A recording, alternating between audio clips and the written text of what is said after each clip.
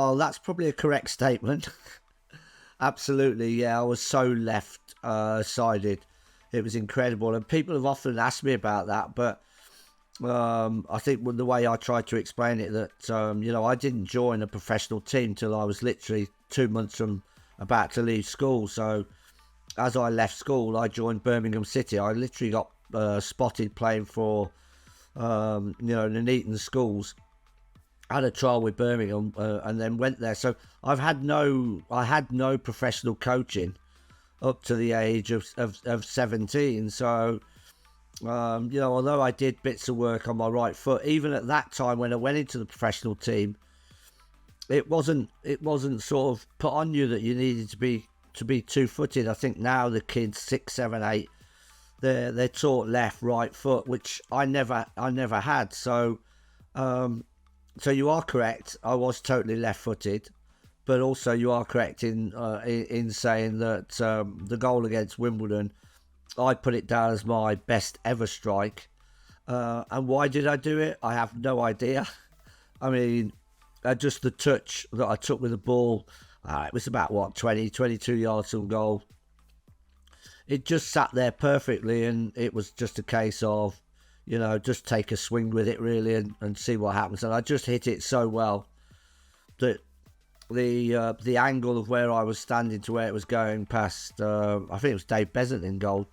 I just knew it was going in it, and it was just a pure strike. So it was, as you can see from my teammates and myself. It was a pretty surprising result that it flew with that much accuracy. Let's just say.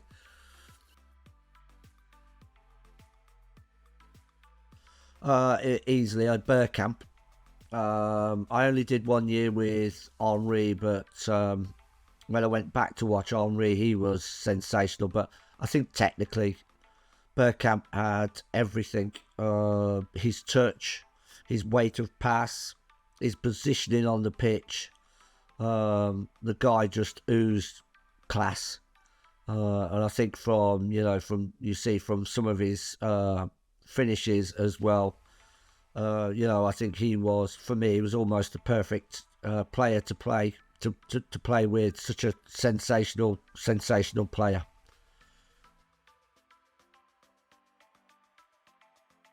I'll mix it up a bit, in rather than, because everybody likes strikers. So let's start with up there. Well, Bergkamp is obviously the first one, because I just talked about Bergkamp.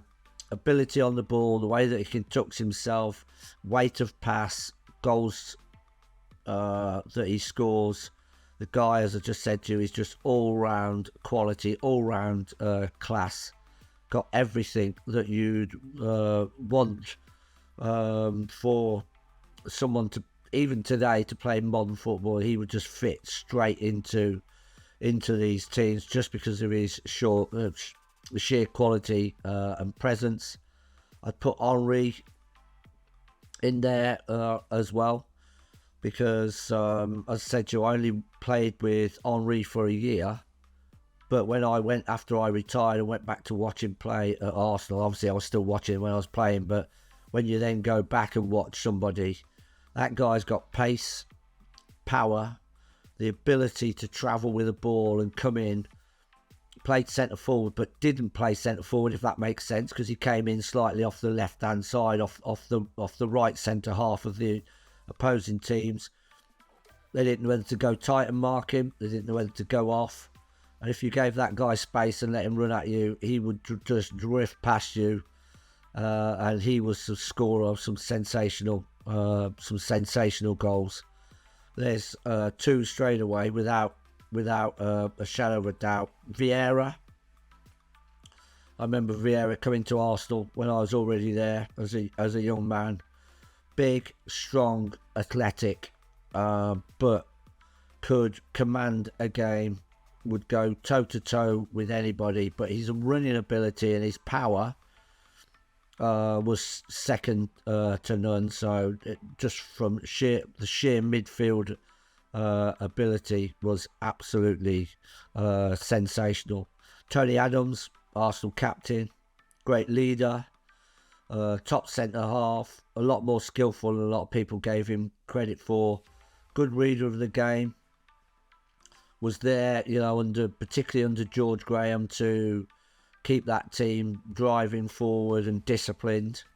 Had a few issues, but still came through the other side, and showed what a great all-round player, if not defender, he was. And then somebody that gets that amount of caps for England deserves the recognition that they got. And then I'll also put in there Mark Overmars. I only had a short period with Mark, but I remember him coming to the club and him playing left wing, and I played behind him, and I had such a great connection.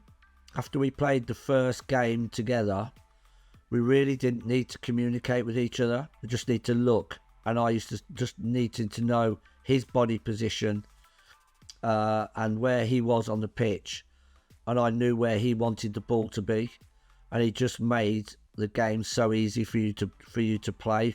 And with his, from his electric start from standstill over 3-5 yards, nobody could really match that. So that would be my list. Tried to mix it up a bit because obviously everybody likes the goal scorers, but I played with some. If I'm honest with you, I could pick a lot more as well, because I played with a lot of real quality players.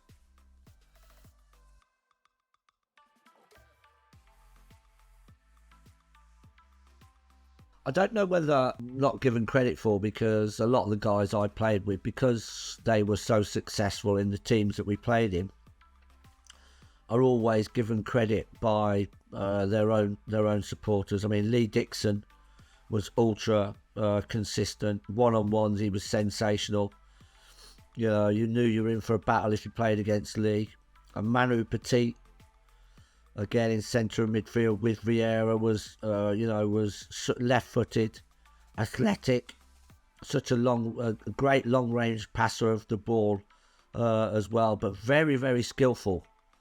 Had a lot more skill than I think people realise. So there's just another, there's another two. We could probably go on all day really, but I think sometimes, I don't know whether underrated is the right word, but sometimes because a player is so consistent, they sometimes don't get the accolades that maybe they deserve.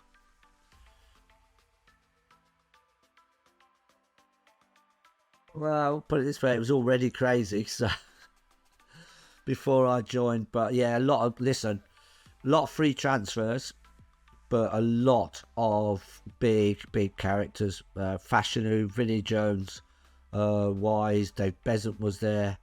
So mentally you needed to be tough to be inside that dressing room. I was obviously one of the quieter ones, but when I got out onto the pitch, I knew that I had to make sure that I was there, and I knew I would back them up and they would back me up. But boy, I just don't know how to describe Wimbledon really. It was like a pub team.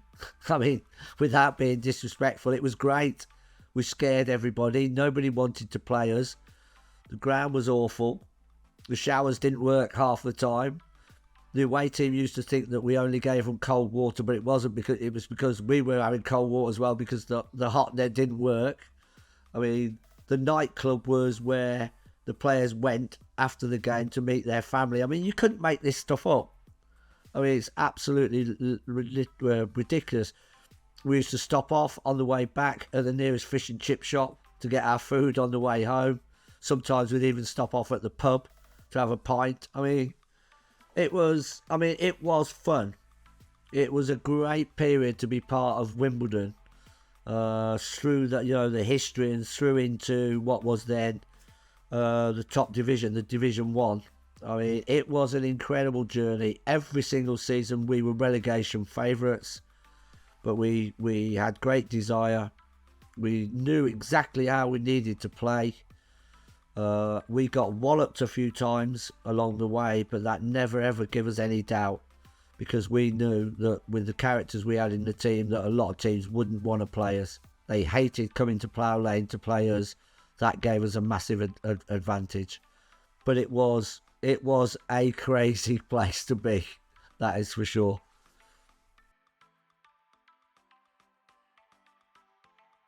Well, yes, fair, because that shows you what I've just been talking about, that people didn't want to come and play. Listen, I think, I think there's a couple of managers have said football isn't played just one way.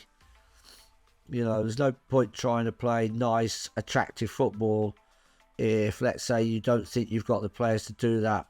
If you've got a system that you want to work to, which we had, which was we tried to play long balls into the front man or down the channels, and when we got the ball in the final third, we were really allowed to express ourselves a lot more. But it was all about crosses and shots, and it was eliminating the errors inside your own half. That was as simple as it was.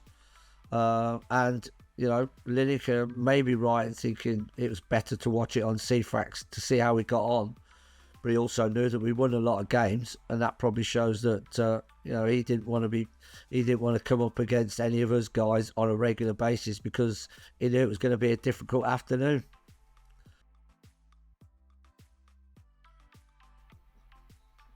Oh yeah, hell yeah. I mean, just the club itself as well. I mean, you talked about the history of Arsenal, from the rise of Wimbledon. So the way everything was completely different, even, stuff that we used to get on and do at Wimbledon and things we used to do in training would never be accepted at Arsenal. So it was a big cultural change for me as well. But you're never going to turn down Arsenal to sign for.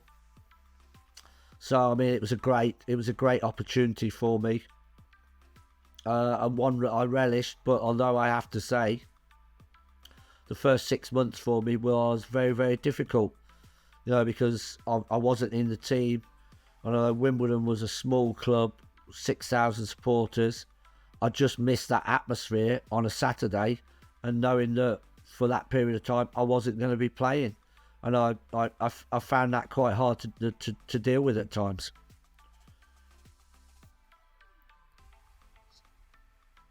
No, not really, because I knew that the club I was going to. Listen, I was delighted when they won the FA Cup. I had no regrets. That was an amazing achievement for them, and you would never take that away. But I knew, for my career, going from Wimbledon to Arsenal would be a huge step. Did I know that I was going to be part of a team that would be as successful as this? Obviously, no, you don't. Did I know that I was going to stay as long as I did at Arsenal? No, you don't. But boy, oh boy, if you ask me that just because I missed out on an FA Cup with Wimbledon, would I wanted to change? The answer absolutely would have been no, because Arsenal is such huge tradition, and when you start to see the players that you're working with, the manager's ideas, and then you start to get into the team and start playing, you realise that you could be part of something that could be very, very good. And luckily for myself and the teams that I played in, it was a special period to be there.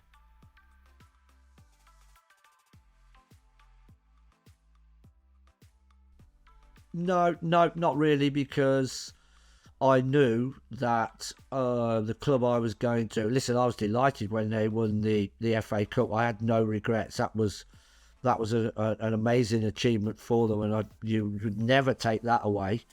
But I knew, for my career, going from Wimbledon to Arsenal would be a huge step. Did I know that I was going to be part of a team that would be as successful as this? Obviously, no, you don't. Did I know that I was going to stay as long as I did at Arsenal? No, you don't.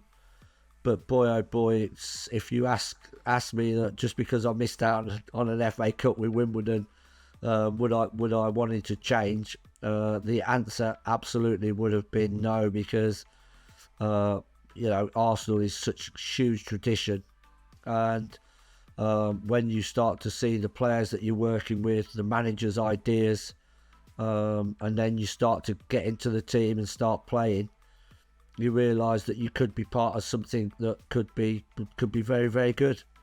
And luckily for myself and the teams that I played in, it was a special period to be there.